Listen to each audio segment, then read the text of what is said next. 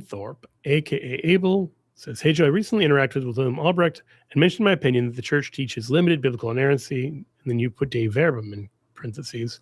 William quoted late 19th and early 20th century papal statements which seemed to teach total inerrancy and said limited inerrancy was heretical.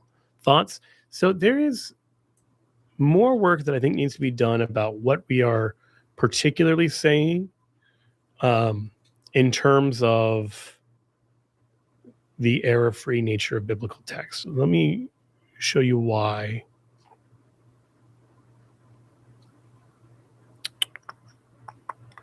This is in Humani Generis, I believe. Let me see if I can find it. Okay, yes. For some go so far as to pervert the sense of the Vatican Council's definition that God is the author of Holy Scripture. They mean Vatican I there, or he means Vatican I there.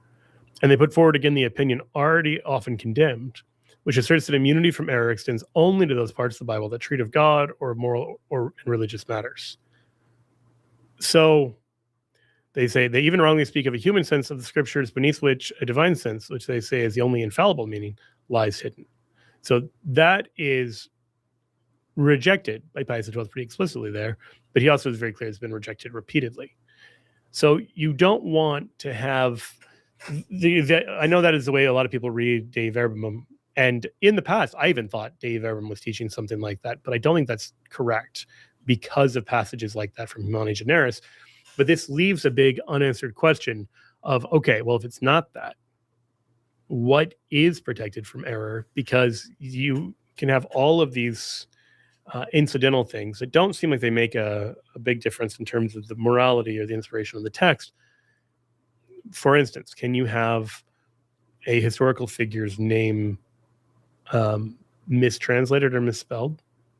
Or can you have, like, for example, in 1 Corinthians 1, St. Paul says, "I am thankful that I baptized none of you except Crispus and Gaius, lest anyone should say that you're baptized in my name."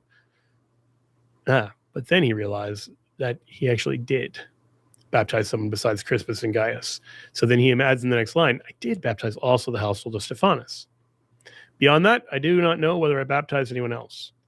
So that appears to be an error on a just an error effect, not an error of, he's not getting moral teaching wrong, not getting theology wrong, but he started to say he'd only baptized 2 people in Corinth. Then he realized that's not true. He also baptized this other family. And then he sort of checks himself and is like, well, maybe this is somebody else as well. I don't remember. So whatever model of inspiration we have, it has to be able to explain things like that. So my fear is that I see a lot of people who take the total inerrancy position, and they take a certain model of total inerrancy, whether they realize it or not, because if you followed any of these debates within Protestantism, you'll know even among people who believe in total inerrancy, some believe in something like a dictation theory of inerrancy, and a lot don't. Like, you can believe that all of this is true while still preserving the fact there's authentic human authorship, that Paul sounds like Paul and John sounds like John and all of that, that it is done by God in such a way that he has engineered it to be without error, but has still allowed it to, he's freely cooperated with humans. So how do we make sense of all of that? I think more work needs to be done on that for people who want to defend a strong version of inerrancy, like to just say, hey, you can't believe in partial inerrancy, you have to believe in full inerrancy, and not to do the hard work of saying, what about these apparent contradictions or apparent mistakes or these things that seem to challenge total inerrancy, I think leaves the job half done. So that's what I would say to that. Like, I think that the kind of super limited biblical inerrancy that a lot of people, I think, misread Dei Verbum to say is wrong. I think we can talk about the point of inerrancy is to protect faith and morals. I don't think that's wrong to say.